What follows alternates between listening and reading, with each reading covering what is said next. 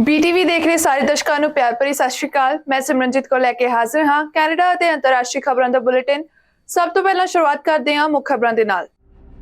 Liberal NDP ਨਵੀਂ ਸਮਾਂ ਸੀਮਾ ਤੱਕ ਫਾਰਮਾ ਕੇਅਰ ਕਾਨੂੰਨ ਲਈ ਹੋਏ ਸਹਿਮਤ। ਹੰਬੋਲਟ ਬ੍ਰੋਂਕੋਸ ਬੱਸ ਹਾਦਸੇ ਵਿੱਚ ਪੰਜਾਬੀ ਟਰੱਕ ਡਰਾਈਵਰ ਦੇ ਖਿਲਾਫ ਫੈਡਰਲ ਜੱਜ ਨੇ ਦੇਸ਼ ਨਿਕਾਲੇ ਦੇ ਹੁਕਮ ਨੂੰ ਰੱਖਿਆ ਬਰਕਰਾਰ। ਮੈਕਸੀਕਨ ਰਿਜ਼ੋਰਟ ਵਿੱਚ ਕੈਨੇਡੀਅਨ ਵਿਅਕਤੀ ਦੀ ਗੋਲੀਬਾਰੀ 'ਚ ਹੋਈ ਮੌਤ। ਵਿਅਕਤੀ ਦਾ ਕੈਨੇਡਾ ਵਿੱਚ ਗੈਂਗ ਅਪਰਾਧਾਂ ਨਾਲ ਸੀ ਸੰਬੰਧ। रशिया ਦੇ ਆਪਣੇ ਗੋਲਸ ਪੂਰੇ ਹੋਣ ਤੱਕ ਯੂਕਰੇਨ ਵਿੱਚ ਨਹੀਂ ਹੋਵੇਗੀ ਸ਼ਾਂਤੀ। ਵਲਾਦੀਮੀਰ ਪੁਟਿਨ ਨੇ ਦਿੱਤਾ ਬਿਆਨ। ਹੁਣ ਖਬਰਾਂ ਵਿਸਥਾਰ ਨਾਲ। ਇਸ ਸਾਲ ਫਾਰਮਾ ਕੇਅਰ ਫਰੇਮਵਰਕ ਕਾਨੂੰਨ ਨੂੰ ਟੇਬਲ ਕਰਨ ਵਿੱਚ ਅਸਮਰੱਥ ਹੋਣ ਤੋਂ ਬਾਅਦ ਪਾਸ ਹੋਣ ਦੇ ਨੂੰ ਲੈ ਕੇ ਲਿਬਰਲ ਅਤੇ ਨਿਊ ਡੈਮੋਕ੍ਰੇਟਸ ਇੱਕ ਨਵੀਂ ਡੈਡਲਾਈਨ ਲਈ ਸਹਿਮਤ ਹੋਏ ਹਨ ਜੋ ਕਿ 1 ਮਾਰਚ 2024 ਤੱਕ ਹੈ।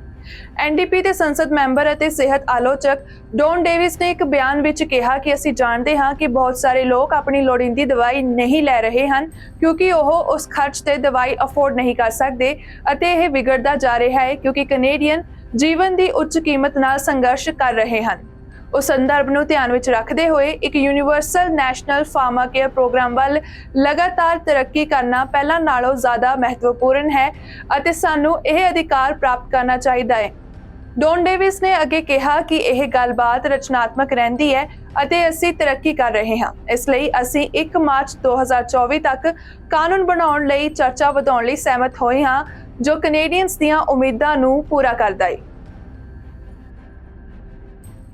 ਸੈਸਕੈਟੂਨ ਵਿੱਚ ਇੱਕ ਫੈਡਰਲ ਜੱਜ ਨੇ ਇੱਕ ਬਿਡ ਨੂੰ ਖਾਰਜ ਕਰ ਦਿੱਤਾ ਹੈ ਜਿਸ ਵਿੱਚ 2018 ਵਿੱਚ ਹੰਬੋਲਟ ਬ੍ਰੋਂਕੋਸ ਬੱਸ ਤਰਾਸਦੀ ਲਈ ਜ਼ਿੰਮੇਵਾਰ ਸੈਮੀ ਟਰੱਕ ਡਰਾਈਵਰ ਦੁਆਰਾ ਦੇਸ਼ ਨਿਕਾਲੇ ਤੋਂ ਬਚਣ ਲਈ ਅਰਜ਼ੀ ਪਾਈ ਗਈ ਸੀ। ਜਸਕੀਰਤ ਸਿੰਘ ਸਿੱਧੂ ਨੂੰ 2019 ਵਿੱਚ ਸਸਕੈਚੁਅਨ ਹਾਦਸੇ ਵਿੱਚ ਮੌਤ ਅਤੇ ਸਰੀਰਕ ਨੁਕਸਾਨ ਪਹੁੰਚਾਉਣ ਵਾਲੇ ਖਤਰਨਾਕ ਡਰਾਈਵਿੰਗ ਦਾ ਦੋਸ਼ੀ ਮੰਨਣ ਤੋਂ ਬਾਅਦ 8 ਸਾਲ ਦੀ ਸਜ਼ਾ ਸੁਣਾਈ ਗਈ ਸੀ ਜਿਸ ਵਿੱਚ 16 ਲੋਕਾਂ ਦੀ ਮੌਤ ਹੋ ਗਈ ਸੀ ਅਤੇ 13 ਹੋਰ ਜ਼ਖਮੀ ਹੋਏ ਸਨ। ਇੱਕ ਫੈਡਰਲ ਅਦਾਲਤ ਦੇ ਫੈਸਲੇ ਵਿੱਚ ਲੰਘੇ ਵੀਰਵਾਰ ਨੂੰ ਜਾਰੀ ਇੱਕ ਜੱਜ ਨੇ March 2022 Canada border services agency ਦੇ ਫੈਸਲੇ ਨੂੰ ਉਸਦੇ ਦੇਸ਼ ਨਿਕਾਲੇ ਲਈ ਬੁਲਾਉਣ ਲਈ ਇੱਕ ਪਾਸੇ ਰੱਖਣ ਲਈ ਸਿੱਧੂ ਦੀ ਬੇਨਤੀ ਨੂੰ ਰੱਦ ਕਰ ਦਿੱਤਾ ਹੈ। ਸਿੱਧੂ ਇੱਕ ਪਰਮਾਨੈਂਟ ਰੈਜ਼ੀਡੈਂਟ ਹੈ ਅਤੇ ਫੈਡਰਲ ਕਾਨੂੰਨ ਦੇ ਅਧੀਨ ਇੱਕ ਗੰਭੀਰ ਅਪਰਾਧਿਕ ਅਪਰਾਧ ਦੀ ਸਥਿਤੀ ਵਿੱਚ ਦੇਸ਼ ਨਿਕਾਲੇ ਦੇ ਅਧੀਨ ਹੋ ਸਕਦਾ ਹੈ। ਦੁਖਾਂਤ ਤੋਂ ਪ੍ਰਭਾਵਿਤ ਇੱਕ ਮਾਪੇ ਨੇ ਸਿੱਧੂ ਦੀ ਕੈਨੇਡਾ 'ਚ ਰਹਿਣ ਦੀ ਇੱਛਾ ਦੇ ਸਮਰਥਨ 'ਚ ਚਿੱਠੀ ਲਿਖੀ ਸੀ ਅਤੇ ਉੱਥੇ ਹੀ ਸਿੱਧੂ ਦੀ ਕੈਨੇਡਾ ਵਿੱਚ ਰਹਿਣ ਦੀ ਕੋਸ਼ਿਸ਼ ਤੇ ਉਹਨਾਂ ਦੇ ਵਿਰੋਧ ਵਿੱਚ ਪਰਿਵਾਰ ਦੇ ਹੋਰ ਮੈਂਬਰ ਵੀ ਆਪਣੀ ਆਵਾਜ਼ ਬੁਲੰਦ ਕਰ ਰਹੇ ਸਨ। ਸਿੱਧੂ ਨੂੰ ਅਜੇ ਵੀ ਕੈਨੇਡਾ ਦੇ ਇਮੀਗ੍ਰੇਸ਼ਨ ਅਤੇ ਰਿਫਿਊਜੀ ਬਾਰਡਰ ਦੀ ਸੁਣਵਾਈ ਅਧੀਨ ਕੀਤਾ ਜਾਵੇਗਾ ਜਿੱਥੇ ਸਿੱਧੂ ਦੇ ਦੇਸ਼ ਨਿਕਾਲੇ ਬਾਰੇ ਅੰਤਿਮ ਫੈਸਲਾ ਲਿਆ ਜਾਵੇਗਾ। ਆਪਣੇ ਫੈਸਲੇ ਵਿੱਚ ਚੀਫ ਜਸਟਿਸ ਪੌਲ ਕ੍ਰੈਪਟਨ ਨੇ ਨੋਟ ਕੀਤਾ ਕਿ ਸਿੱਧੂ ਕੋਲ ਅਜੇ ਵੀ ਮਨੁੱਖੀ ਅਤੇ ਹਮਦਰਦੀ ਦੇ ਆਧਾਰ ਤੇ ਸਥਾਈ ਨਿਵਾਸ ਲਈ ਅਰਜ਼ੀ ਦੇਣ ਦਾ ਵਿਕਲਪ ਹੈ। ਸਟੈਟਿਸਟਿਕਸ ਕੈਨੇਡਾ ਦੇ ਨਵੇਂ ਅੰਕੜਿਆਂ ਮੁਤਾਬਕ ਅਗਲੇ ਕੁਝ ਦਹਾਕਿਆਂ ਦੌਰਾਨ ਦੇਸ਼ ਦੀ ਸੀਨੀਅਰ ਆਬਾਦੀ ਦੇ ਵਧਣ ਦੇ ਨਾਲ-ਨਾਲ ਸੰਭਾਵਤ ਤੌਰ ਤੇ ਵਧੇਰੇ ਕੈਨੇਡੀਅਨ ਵਰਕਫੋਰਸ ਨੂੰ ਛੱਡਣ ਦੀ ਬਜਾਏ ਇਸ ਵਿੱਚ ਦਾਖਲ ਹੋਣਗੇ। ਮਾਹਰਾਂ ਦਾ ਕਹਿਣਾ ਹੈ ਕਿ ਇਹ ਨਾ ਸਿਰਫ ਮੌਜੂਦਾ ਮਜ਼ਦੂਰਾਂ ਦੀ ਘਾਟ ਨੂੰ ਵਧਾਏਗਾ ਸਗੋਂ ਕਰਮਚਾਰੀਆਂ ਲਈ ਵੱਧ ਤਨਖਾਹਾਂ ਦਾ ਨਤੀਜਾ ਹੋ ਸਕਦਾ ਹੈ। ਨਵੰਬਰ 2023 ਤੱਕ 15 ਤੋਂ 24 ਸਾਲ ਦੀ ਉਮਰ ਦੇ ਲਗਭਗ 2.7 ਮਿਲੀਅਨ ਕੈਨੇਡੀਅਨ ਸਨ ਜਿਨ੍ਹਾਂ ਨੇ ਕਿਹਾ ਕਿ ਉਹ ਨੌਕਰੀ ਕਰਦੇ ਸਨ ਜਦੋਂ ਕਿ 55 ਸਾਲ ਅਤੇ ਇਸ ਤੋਂ ਵੱਧ ਉਮਰ ਦੇ 4.4 ਮਿਲੀਅਨ ਤੋਂ ਵੱਧ ਲੋਕ ਜਿਨ੍ਹਾਂ ਕੋਲ ਨੌਕਰੀ ਸੀ। ਇਹ ਸਟੈਟਿਸਟਿਕਸ ਕੈਨੇਡਾ ਦੇ ਨਵੀਨਤਮ ਲੇਬਰ ਫੋਰਸ ਸਰਵੇਖਣ ਦੇ ਅੰਕੜਿਆਂ ਤੇ ਆਧਾਰਿਤ ਹੈ ਜੋ ਕ੍ਰਮਵਾਰ 4.7 ਮਿਲੀਅਨ ਅਤੇ 12.4 ਮਿਲੀਅਨ ਲੋਕਾਂ ਦੇ ਨਾਲ 55 ਸਾਲ ਅਤੇ ਇਸ ਤੋਂ ਵੱਧ ਉਮਰ ਦੇ ਲੋਕਾਂ ਦੇ ਮੁਕਾਬਲੇ 15 ਤੋਂ 24 ਸਾਲ ਦੀ ਉਮਰ ਦੇ ਕੈਨੇਡੀਅਨਸ ਦੀ ਕੁੱਲ ਆਬਾਦੀ ਵਿੱਚ ਇੱਕ ਵਿਸ਼ਾਲ ਅੰਤਰ ਵੀ ਦਰਸਾਉਂਦਾ ਹੈ। ਇਹ ਸਰਵੇ ਐਨਵਾਇਰੋਨਿਕਸ ਐਨਾਲਿਟਿਕਸ ਦੇ ਨਵੇਂ ਅੰਕੜਿਆਂ ਦੇ ਵਿਚਕਾਰ ਆਇਆ ਹੈ ਜੋ ਦਰਸਾਉਂਦੇ ਹਨ ਕਿ 2043 ਤੱਕ ਕੈਨੇਡਾ ਦੀ ਸੀਨੀਅਰ ਆਬਾਦੀ 11 ਮਿਲੀਅਨ ਨੂੰ ਪਾਰ ਕਰਨ ਦਾ ਅਨੁਮਾਨ ਹੈ। ਕੈਨੇਡੀਅਨ ਚੈਂਬਰ ਆਫ ਕਾਮਰਸ ਦੇ ਮੁੱਖ ਅਰਥਸ਼ਾਸਤਰੀ ਸਟੀਵਨ ਟੈਪ ਨੇ ਕਿਹਾ ਕਿ ਦੇਸ਼ ਦੀ ਵੱਧਦੀ ਆਬਾਦੀ ਦੇ ਕਾਰਨ ਕੈਨੇਡਾ ਪਹਿਲਾਂ ਹੀ ਕਈ ਖੇਤਰਾਂ ਵਿੱਚ ਮਜ਼ਦੂਰਾਂ ਦੀ ਘਾਟ ਦਾ ਸਾਹਮਣਾ ਕਰ ਰਿਹਾ ਹੈ। ਅਗਲੇ ਕੁਝ ਸਾਲਾਂ ਵਿੱਚ 1946 ਅਤੇ 1964 ਦੇ ਵਿਚਕਾਰ ਪੈਦਾ ਹੋਏ ਹੋਰ ਕੈਨੇਡੀਅਨ ਜਿਨ੍ਹਾਂ ਨੂੰ ਬੇਬੀ ਬੂਮਰ ਪੀੜ੍ਹੀ ਵਜੋਂ ਵੀ ਜਾਣਿਆ ਜਾਂਦਾ ਹੈ ਆਪਣੇ ਸੀਨੀਅਰ ਸਾਲਾਂ ਵਿੱਚ ਦਾਖਲ ਹੋਣਗੇ ਅਤੇ ਸੰਭਾਵਤ ਤੌਰ ਤੇ ਸੇਵਾ ਮੁਕਤ ਹੋ ਜਾਣਗੇ। ਟੈਪ ਨੇ ਕਿਹਾ ਕਿ ਵਰਕਫੋਰਸ ਵਿੱਚ ਦਾਖਲ ਹੋਣ ਵਾਲੇ ਨੌਜਵਾਨ ਕੈਨੇਡੀਅਨਸ ਦੀ ਗਿਣਤੀ ਵਿੱਚ ਵਾਧਾ ਕੀਤੇ ਬਿਨਾਂ ਮੌਜੂਦਾ ਲੇਬਰ ਗੈਪ ਸਿਰਫ ਵੱਡਾ ਹੋਵੇਗਾ। ਟੋਰਾਂਟੋ ਦੇ ਇੱਕ ਵਿਅਕਤੀ ਨੇ ਜਿਸਨੇ 68 ਮਿਲੀਅਨ ਡਾਲਰ ਦੀ ਲੋਟਰੀ ਜੈਕਪਾਟ ਜਿੱਤੀ ਹੈ ਦਾ ਕਹਿਣਾ ਹੈ ਕਿ ਉਹ ਜੋ ਪਹਿਲਾਂ ਸੀ ਉਹੀ ਵਿਅਕਤੀ ਬਣਨਾ ਚਾਹੁੰਦਾ ਹੈ ਅਤੇ ਜਿੱਥੇ ਕੰਮ ਕਰ ਰਿਹਾ ਸੀ ਉੱਥੇ ਕੰਮ ਕਰਨਾ ਵੀ ਜਾਰੀ ਰੱਖਣਾ ਚਾਹੁੰਦਾ ਹੈ। ਨੋਇਲ ਪੈਟਰੀਸੀਓ ਨੇ 27 ਸਤੰਬਰ ਦੇ ਡਰਾਅ ਵਿੱਚ ਰਿਕਾਰਡ ਤੋੜ ਲੋਟੋ 6/49 골ਡ ਬਾਲ ਜੈਕਪਾਟ ਜਿੱਤਿਆ ਜੋ ਲੋਟੋ 6/49 ਇਤਿਹਾਸ ਵਿੱਚ ਸਭ ਤੋਂ ਵੱਡਾ ਜੈਕਪਾਟ ਹੈ। Ontario lottery and gaming corporation ਨੇ ਲੰਘੇ ਵੀਰਵਾਰ ਨੂੰ ਇੱਕ ਨਿਊਜ਼ ਰਿਲੀਜ਼ ਵਿੱਚ ਐਲਾਨ ਕੀਤਾ ਕਿ ਪੈਟਰੀਸੀਓ ਖੁਸ਼ਕਿਸਮਤ ਟਿਕਟ ਧਾਰਕ ਸੀ।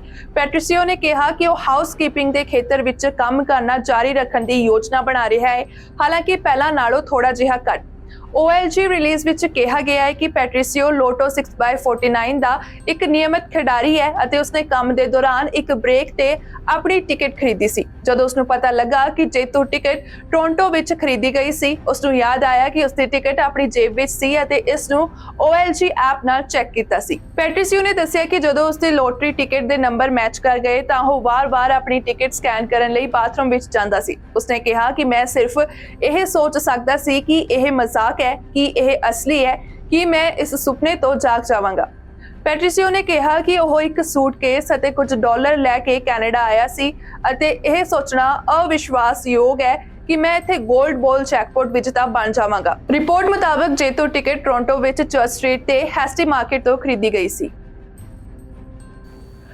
ਟੋਰਾਂਟੋ ਫਾਇਰ ਸਰਵਿਸਿਜ਼ ਦਾ ਕਹਿਣਾ ਹੈ ਕਿ ਕਰਮਚਾਰੀ ਲੰਘੇ ਵੀਰਵਾਰ ਨੂੰ ਇੱਕ ਘਰ ਵਿੱਚ ਲੱਗੀ ਵੱਡੀ ਅੱਗ ਨਾਲ ਜੂਝ ਰਹੇ ਸਨ ਜੋ 13 ਮਿਲੀਅਨ ਡਾਲਰ ਤੋਂ ਵੱਧ ਦੀ ਵਿਕਰੀ ਲਈ ਲਿਸਟਡ ਸੀ। ਅਧਿਕਾਰੀਆਂ ਨੇ ਦੱਸਿਆ ਕਿ ਯੋਕ ਮਿਲਸ ਰੋਡ ਅਤੇ ਬੇਵਿਊ ਐਵੇਨਿਊ ਨੇੜੇ 27 ਡੈਮਸੀ ਕ੍ਰੈਸੈਂਟ ਤੇ ਸਵੇਰੇ 6 ਵਜੇ ਦੇ ਕਰੀਬ ਅੱਗ ਲੱਗੀ। ਟੋਰਾਂਟੋ ਫਾਇਰ ਦੇ ਬੁਲਾਰੇ ਨੇ ਕਿਹਾ ਕਿ ਅਮਲੇ ਨੇ ਅੱਗ ਦੀ ਲਪੇਟ ਵਿੱਚ ਇੱਕ ਵੱਡੇ 3 ਮੰਜ਼ਿਲਾ ਘਰ ਦਾ ਸਾਹਮਣਾ ਕੀਤਾ ਜਿਸ ਦੀ ਛੱਤ ਡਿੱਗ ਗਈ ਸੀ। ਅੱਗ ਬੁਝਾਊ ਅਧਿਕਾਰੀਆਂ ਨੇ ਦੱਸਿਆ ਕਿ ਪ੍ਰਭਾਵਿਤ ਘਰਾਂ ਦੇ ਦੋਵੇਂ ਪਾਸੇ ਦੇ ਘਰਾਂ ਦੀ ਤਲਾਸ਼ੀ ਲਈ ਗਈ ਹੈ ਅਤੇ ਕੋਈ ਜ਼ਖਮੀ ਨਹੀਂ ਹੋਇਆ ਹੈ। Realtor.ca ਦੇ ਮੁਤਾਬਕ ਘਰ ਇਸ ਸਮੇਂ 13.8 ਮਿਲੀਅਨ ਡਾਲਰ ਵਿੱਚ ਮਾਰਕੀਟ ਵਿੱਚ ਵਿਕਰੀ ਲਈ ਸੂਚੀਬੱਧ ਹੈ ਅਤੇ ਇਹ ਅਕਤੂਬਰ ਤੋਂ ਬਾਜ਼ਾਰ ਤੇ ਹੈ। ਸੀਨ ਦੀਆਂ ਤਸਵੀਰਾਂ ਵੀ ਘਰ ਦੇ ਅਗਲੇ ਲਾਨ ਤੇ ਵਿਕਰੀ ਲਈ ਸਿੰਬਲਸ ਦਿਖਾਉਂਦੀਆਂ ਹਨ। 1 ਜਨਵਰੀ 2024 ਮਤਲਬ ਕਿ ਅਗਲੇ ਸਾਲ ਤੋਂ ਐਲਬਰਟਾ ਫਿਊਲ ਟੈਕਸ ਵਾਪਸ ਆ ਰਿਹਾ ਹੈ। ਐਲਬਰਟਾ ਦੀ ਮੌਜੂਦਾ ਗੈਸ ਟੈਕਸ ਰਾਹਤ ਯੋਜਨਾ ਤੇਲ ਦੀ ਕੀਮਤ ਨਾਲ ਜੁੜੀ ਹੋਈ ਹੈ ਅਤੇ $90 USD WTI ਥ੍ਰੈਸ਼ਹੋਲਡ ਵਿੱਚੋਂ ਇੱਕ ਹੈ। ਛੂਟ ਦੀ ਤਿਮਾਹੀ ਸਮੀਖਿਆ ਕੀਤੀ ਜਾਂਦੀ ਹੈ। ਰਾਹਤ ਨੂੰ ਬਦਲਣ ਲਈ ਸਰਕਾਰ ਦਾ ਕਹਿਣਾ ਹੈ ਕਿ WTI ਨੂੰ ਪੂਰੀ ਤਿਮਾਹੀ ਲਈ ਔਸਤਨ $90 USD ਤੋਂ ਘੱਟ ਦੀ ਲੋੜ ਹੋਵੇਗੀ ਅਤੇ ਇਸ ਦੇ 4 ਪੱਧਰ ਹਨ। ਪ੍ਰੀਮੀਅਰ ਡੈਨੀਅਲ ਸਮਿਥ ਨੇ ਲੰਘੇ ਵੀਰਵਾਰ ਨੂੰ ਇੱਕ ਇੰਟਰਵਿਊ ਵਿੱਚ ਦੱਸਿਆ ਕਿ ਇਹ ਉਹ ਡੀਲ ਹੈ ਜੋ ਅਸੀਂ ਐਲਬਰਟਨਸ ਨਾਲ ਕੀਤੀ ਸੀ। ਜਦੋਂ ਅਸੀਂ ਸਰੋਤਾਂ ਦੇ ਮਾਲੀਏ ਤੋਂ ਬਹੁਤ ਸਾਰਾ ਪੈਸਾ ਕਮਾ ਰਹੇ ਹਾਂ ਤਾਂ ਅਸੀਂ ਇਹ ਯਕੀਨੀ ਬਣਾਉਣ ਜਾ ਰਹੇ ਹਾਂ ਕਿ ਅਸੀਂ ਉਹਨਾਂ ਤੇ ਬਾਲਣ ਟੈਕਸ ਤੋਂ ਲਾਗਤ ਘਟਾ ਰਹੇ ਹਾਂ। ਇਸ ਲਈ ਸਾਡੇ ਕੋਲ ਜੋ ਪ੍ਰੋਗਰਾਮ ਹੈ ਉਹ ਹੈ ਜਦੋਂ ਤੇਲ ਅਤੇ ਗੈਸ $90 ਤੋਂ ਵੱਧ ਹੈ ਕੋਈ ਈਂਧਨ ਟੈਕਸ ਨਹੀਂ ਹੋਵੇਗਾ। ਜਦੋਂ ਇਹ $80 ਤੋਂ ਘੱਟ ਹੈ ਅਤੇ ਅਸੀਂ ਵੈਸਟ ਟੈਕਸਾਸ ਇੰਟਰਮੀਡੀਏਟ ਦੀ ਗੱਲ ਕਰ ਰਹੇ ਹਾਂ ਤਾਂ ਟੈਕਸ ਵਾਪਸ ਆ ਜਾਂਦਾ ਹੈ। ਐਲਬਰਟਾ ਪ੍ਰੋਗਰਾਮ ਦੇ ਤਹਿਤ ਜੇਕਰ WTI ਔਸਤ $90 USD ਤੋਂ ਵੱਧ ਹੈ ਤਾਂ ਪੰਪ ਤੇ ਕੀਮਤ ਤੋਂ ਪੂਰੇ 13 ਸੈਂਟ ਹਟਾ ਦਿੱਤੇ ਜਾਣਗੇ। ਜੇਕਰ WTI ਔਸਤ $85 USD ਅਤੇ $99.99 ਸੈਂਟ USD ਦੇ ਵਿਚਕਾਰ ਹੈ ਤਾਂ ਬਾਲਣ ਟੈਕਸ 4.5 ਸੈਂਟ ਪ੍ਰਤੀ ਲੀਟਰ ਤੇ ਸੈੱਟ ਕੀਤਾ ਜਾਵੇਗਾ। ਜੇਕਰ WTI ਔਸਤ $80 USD ਅਤੇ $84.99 ਸੈਂਟ USD ਦੇ ਵਿਚਕਾਰ ਹੈ ਤਾਂ ਬਾਲਣ ਟੈਕਸ 9 ਸੈਂਟ ਪ੍ਰਤੀ ਲੀਟਰ ਤੇ ਸੈੱਟ ਕੀਤਾ ਜਾਵੇਗਾ। $80 USD ਤੋਂ ਘੱਟ ਕੋਈ ਵੀ ਕੀਮਤ 13 ਸੈਂਟ ਪ੍ਰਤੀ ਲੀਟਰ ਦੀ ਪੂਰੀ ਬਹਾਲੀ ਨੂੰ ਵੇਖੇਗੀ। ਇੱਕ ਕੈਨੇਡੀਅਨ ਵਿਅਕਤੀ ਜਿਸ ਦਾ ਆਪਣੇ ਦੇਸ਼ ਵਿੱਚ ਅਪਰਾਧਿਕ ਰਿਕਾਰਡ ਰਿਹਾ ਹੈ ਕੈਰੇਬੀਅਨ ਕੋਸਟ ਕਾਨਕੂਨ ਵਿੱਚ ਇੱਕ ਮਾਲ ਵਿੱਚ ਹੋਈ ਗੋਲੀਬਾਰੀ ਵਿੱਚ ਮਾਰਿਆ ਗਿਆ ਹੈ। ਇਹ ਜਾਣਕਾਰੀ ਮੈਕਸੀਕਨ ਅਧਿਕਾਰੀਆਂ ਨੇ ਲੰਘੇ ਬੁੱਧਵਾਰ ਨੂੰ ਦਿੱਤੀ। ਤਟਵਰਤੀ ਰਾਜ ਕਿੰਟਾਨਾ ਰੂ ਵਿੱਚ ਸਰਕਾਰੀ ਵਕੀਲ ਵੱਲੋਂ ਅਜੇ ਮਰਨ ਵਾਲੇ ਵਿਅਕਤੀ ਦਾ ਨਾਂ ਨਹੀਂ ਦੱਸਿਆ ਗਿਆ ਹੈ। ਉਹਨਾਂ ਨੇ ਦੱਸਿਆ ਕਿ ਗੋਲੀਬਾਰੀ ਮਾਲ ਦੇ ਅੰਦਰ ਇੱਕ ਜਿਮ ਵਿੱਚ ਹੋਈ ਹੈ। ਉਹਨਾਂ ਨੇ ਕਿਹਾ ਕਿ ਉਸ ਨੂੰ ਕੈਨੇਡਾ ਵਿੱਚ ਨਾਜਾਇਜ਼ ਫੰਡਾਂ ਦੇ ਕਬਜ਼ੇ ਸਮੇਤ ਗੈਂਗ ਨਾਲ ਸੰਬੰਧਿਤ ਅਪਰਾਧਾਂ ਲਈ ਦੋਸ਼ੀ ਠਹਿਰਾਇਆ ਗਿਆ ਸੀ। ਹਾਲਾਂਕਿ ਕੈਨੇਡਾ ਦੇ ਗਲੋਬਲ ਅਫੇਅਰਸ ਦਫ਼ਤਰ ਨੇ ਟਿੱਪਣੀ ਲਈ ਬੇਨਤੀ ਦਾ ਤੁਰੰਤ ਜਵਾਬ ਨਹੀਂ ਦਿੱਤਾ। ਰਿਪੋਰਟ ਮੁਤਾਬਕ ਇਹ ਪਹਿਲੀ ਵਾਰ ਨਹੀਂ ਹੈ ਜਦੋਂ ਇਸ ਖੇਤਰ ਵਿੱਚ ਕੈਨੇਡੀਅਨ ਮਾਰੇ ਗਏ ਹਨ ਅਤੇ ਬਾਅਦ ਵਿੱਚ ਮਾਰੇ ਗਏ ਕੈਨੇਡੀਅਨਸ ਅਪਰਾਧਿਕ ਪਿਛੋਕੜ ਵਾਲੇ ਪਾਏ ਗਏ ਹਨ। ਜਨਵਰੀ 2022 ਵਿੱਚ 2 ਕੈਨੇਡੀਅਨ ਜਿਨ੍ਹਾਂ ਵਿੱਚੋਂ ਇੱਕ ਦੀ ਮੰਗ ਇੰਟਰਪੋਲ ਦੁਆਰਾ ਕੀਤੀ ਗਈ ਸੀ ਪਲਾਇਆ ਡੈਲ ਕਾਰਮੇਨ ਵਿੱਚ ਇੱਕ ਨੇੜਲੇ ਰਿਜ਼ੋਰਟ ਵਿੱਚ ਮਾਰਿਆ ਗਿਆ ਸੀ ਜੋ ਜ਼ਾਹਰ ਤੌਰ ਤੇ ਅੰਤਰਰਾਸ਼ਟਰੀ ਡਰੱਗ ਅਤੇ ਹਥਿਆਰਾਂ ਦੀ ਤਸਕਰੀ ਕਰਨ ਵਾਲੇ ਗਰੋਹਾਂ ਵਿਚਕਾਰ ਕਰਜ਼ਿਆਂ ਦਾ ਕਾਰਨ ਦੱਸਿਆ ਗਿਆ ਸੀ। रूस के राष्ट्रपति व्लादिमीर पुटिन ने लंघे वीरवार ਨੂੰ ਸਹੁੰ ਖਾਧੀ ਕਿ ਯੂਕਰੇਨ ਵਿੱਚ ਕੋਈ ਸ਼ਾਂਤੀ ਨਹੀਂ ਹੋਵੇਗੀ ਜਦੋਂ ਤੱਕ ਉਸਦੇ ਟੀਚੇ ਪੂਰੇ ਨਹੀਂ ਹੁੰਦੇ ਅਤੇ ਕਿਹਾ ਕਿ ਉਹ ਉਦੇਸ਼ ਬਦਲੇ ਨਹੀਂ ਹਨ। ਪੁਟਿਨ ਨੇ ਇਹ ਸਾਰੀ ਗੱਲਬਾਤ ਇੱਕ ਸਾਲ ਦੇ ਅੰਤ ਵਿੱਚ ਨਿਊਜ਼ ਕਾਨਫਰੰਸ ਵਿੱਚ ਜੋ ਆਗੂ ਨੂੰ ਇੱਕ ਮੌਕਾ ਪ੍ਰਦਾਨ ਕਰਦਾ ਹੈ ਸੱਤਾ ਤੇ ਆਪਣੀ ਪਕੜ ਨੂੰ ਮਜ਼ਬੂਤ ਕਰਨ ਲਈ ਉਸ ਵਿੱਚ ਦਿੱਤੇ, ਜਿਸ ਨੂੰ ਮਾਸਕੋ ਆਪਣੀ ਵਿਸ਼ੇਸ਼ ਫੌਜੀ ਕਾਰਵਾਈ ਕਹਿੰਦਾ ਹੈ। ਉਸ ਬਾਰੇ ਦੁਰਲੱਭ ਵੇਰਵੇ ਦਿੰਦੇ ਹੋਏ ਪੁਟਿਨ ਨੇ ਲਾਮਬੰਦੀ ਦੀ ਦੂਜੀ ਲਹਿਰ ਦੀ ਲੋੜ ਨੂੰ ਖਾਰਜ ਕਰ ਦਿੱਤਾ, ਜਿਸ ਬਾਰੇ ਉਸਨੇ ਕਿਹਾ ਕਿ ਯੂਕਰੇਨ ਵਿੱਚ ਲੜਨ ਲਈ ਰਿਜ਼ਰਵਿਸਟਾਂ ਦਾ ਇੱਕ ਅਜਿਹਾ ਕਦਮ ਜੋ ਅਤੀਤ ਵਿੱਚ ਡੂੰਘਾਈ ਨਾਲ ਅਪ੍ਰਸਿੱਧ ਸਾਬਤ ਹੋਇਆ ਹੈ। ਪੁਟਿਨ ਨੇ ਕਿਹਾ ਕਿ ਇਸ ਸਮੇਂ ਉੱਥੇ ਲਗਭਗ ਪੇਸ਼ੇਵਰ ਰੂਸੀ ਫੌਜੀ ਬਲ ਚੋਂ 244,000 ਸੈਨਿਕਾਂ ਸਮੇਤ 617,000 ਰੂਸੀ ਸੈਨਿਕ ਮੌਜੂਦ ਹਨ, ਜਿਨ੍ਹਾਂ ਨੂੰ ਨਾਲ ਲੜਨ ਲਈ ਬੁਲਾਇਆ ਗਿਆ ਸੀ। ਰੂਸੀ ਰਾਸ਼ਟਰਪਤੀ ਜਿਸਨੇ ਕਰੀਬ 24 ਸਾਲਾਂ ਤੋਂ ਸੱਤਾ ਸੰਭਾਲੀ ਹੈ ਅਤੇ ਹਾਲ ਹੀ ਵਿੱਚ ਐਲਾਨ ਕੀਤਾ ਹੈ ਕਿ ਉਹ ਦੁਬਾਰਾ ਚੋਣ ਲੜ ਰਿਹਾ ਹੈ, ਦਾ ਤਾੜੀਆਂ ਨਾਲ ਸਵਾਗਤ ਕੀਤਾ ਗਿਆ ਜਦੋਂ ਉਹ ਕੇਂਦਰੀ ਮਾਸਕੋ ਦੇ ਹਾਲ ਵਿੱਚ ਪਹੁੰਚਿਆ। ਰਿਪੋਰਟ ਮੁਤਾਬਕ ਪੁਟਿਨ ਨੇ ਪਿਛਲੇ ਸਾਲ ਆਪਣੀ ਰਵਾਇਤੀ ਪ੍ਰੈਸ ਕਾਨਫਰੰਸ ਨਹੀਂ ਕੀਤੀ ਸੀ ਜਦੋਂ ਉਸਦੀ ਫੌਜ ਕੀਵ ਤੇ ਕਬਜ਼ਾ ਕਰਨ ਵਿੱਚ ਅਸਫਲ ਰਹੀ ਅਤੇ ਯੂਕਰੇਨੀ ਫੌਜ ਨੇ ਦੇਸ਼ ਦੇ ਪੂਰਬ ਅਤੇ ਦੱਖਣ ਵਿੱਚ ਇਲਾਕਾ ਵਾਪਸ ਲੈ ਲਿਆ ਸੀ। ਪਿਛਲੇ ਹਫ਼ਤੇ ਜਾਪਾਨ ਵਿੱਚ 2 ਥਾਵਾਂ ਤੇ ਹਜ਼ਾਰਾਂ ਟਨ ਤੋਂ ਵੱਧ ਮਰੇ ਹੋਏ ਸਾਰਡੀਨ ਅਤੇ ਮੈਕਰੇਲ ਮੱਛੀਆਂ ਸਮੁੰਦਰੀ ਕੰਢੇ ਪਹੁੰਚ ਗਈਆਂ ਸਨ, ਜਿਸ ਨੂੰ ਲੈ ਕੇ ਮੰਗਲਵਾਰ ਨੂੰ ਅਧਿਕਾਰੀ ਹੈਰਾਨ ਰਹਿ ਗਏ। ਜਦਕਿ ਮੌਤ ਦੇ ਕਾਰਨਾਂ ਦਾ ਅਜੇ ਤੱਕ ਪਤਾ ਨਹੀਂ ਲੱਗ ਸਕਿਆ ਹੈ, ਉੱਥੇ ਹੀ ਜਾਪਾਨੀ ਮੱਛੀ ਪਾਲਣ ਅਧਿਕਾਰੀ ਅਫਵਾਹਾਂ ਨਾਲ ਜੂਝ ਰਹੇ ਹਨ ਕਿ ਇਹ ਘਟਨਾਵਾਂ ਫੂਕੂਸ਼ੀਮਾ ਡਾਇਚੀ ਪਰਮਾਣੂ ਪਲਾਂਟ ਨਾਲ ਜੁੜੀਆਂ ਹੋਈਆਂ ਹਨ, ਜੋ 2011 ਵਿੱਚ ਪਿਘਲ ਗਿਆ ਸੀ। ਕਿਉਂਕਿ ਜਾਪਾਨ ਡੀਕਮਿਸ਼ਨ ਹੋਏ ਪਰਮਾਣੂ ਸਹੂਲਤ ਨੂੰ ਬੰਦ ਕਰਨਾ ਜਾਰੀ ਰੱਖ ਰਿਹਾ ਸੀ, ਜਾਪਾਨ ਨੇ 3 ਮਹੀਨੇ ਪਹਿਲਾਂ ਪਲਾਂਟ ਤੋਂ ਗੰਦੇ ਪਾਣੀ ਨੂੰ ਰਿਲੀਜ਼ ਕਰਨਾ ਸ਼ੁਰੂ ਕਰ ਦਿੱਤਾ ਸੀ। ਮੱਛੀਆਂ ਦੀ ਮੌਤ ਦੀ ਪਹਿਲੀ ਘਟਨਾ ਜਾਪਾਨ ਦੇ ਉੱਤਰੀ ਮੁੱਖ ਟਾਪੂ ਤੇ 7 ਦਸੰਬਰ ਦੀ ਸਵੇਰ ਨੂੰ ਹੈਕੋਡੇਟ ਦੇ ਹੈਕਾਈਡੋ 'ਚ ਵਾਪਰੀ ਸੀ, ਜਿੱਥੇ ਬੀਚ ਦੇ ਇੱਕ ਹਿੱਸੇ ਦੇ ਨਾਲ ਲਗਭਗ 1 ਕਿਲੋਮੀਟਰ ਲੰਬਾ ਇੱਕ ਚਾਂਦੀ ਦਾ ਕੰਬਲ ਬਣਿਆ ਜਾਪਦਾ ਸੀ।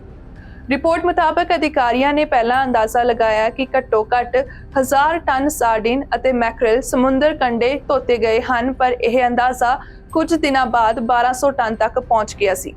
ਬ੍ਰਿਟਿਸ਼ ਟੈਬਲੋਇਡ ਡੇਲੀ ਮੇਲ ਨੇ ਰਿਪੋਰਟ ਦਿੱਤੀ ਕਿ ਸਮੁੰਦਰੀ ਕਿਨਾਰੇ ਤੇ ਮਰੀਆਂ ਮੱਛੀਆਂ ਦੇਖੀਆਂ ਗਈਆਂ ਤੇ ਨਾਲ ਹੀ ਕਿਹਾ ਕਿ ਇਹ ਗੰਦੇ ਪਾਣੀ ਦੀ ਰਿਹਾਈ ਦੇ ਨਾਲ ਜੁੜਿਆ ਹੋ ਸਕਦਾ ਹੈ, ਜਿੱਥੇ ਪਿਘਲੇ ਹੋਏ ਫੂਕੂਸ਼ੀਮਾ ਡਾਇਚੀ ਪਰਮਾਣੂ ਪਾਵਰ ਪਲਾਂਟ ਤੋਂ ਗੰਦਾ ਪਾਣੀ ਛੱਡਣ ਦੀ ਯੋਜਨਾ 24 ਅਗਸਤ ਨੂੰ ਸ਼ੁਰੂ ਹੋਈ ਸੀ। ਅੱਜ ਦੀਆਂ ਖਬਰਾਂ ਦੇ ਵਿੱਚ ਇੰਨਾ ਹੀ। ਮੁੜ ਤੋਂ ਹਾਜ਼ਰ ਹੋਵਾਂਗੇ ਨਵੀਆਂ ਖਬਰਾਂ ਦੇ ਨਾਲ। ਤੁਸੀਂ ਵੇਖਦੇ ਰਹੋ BTV। B positive, B yourself.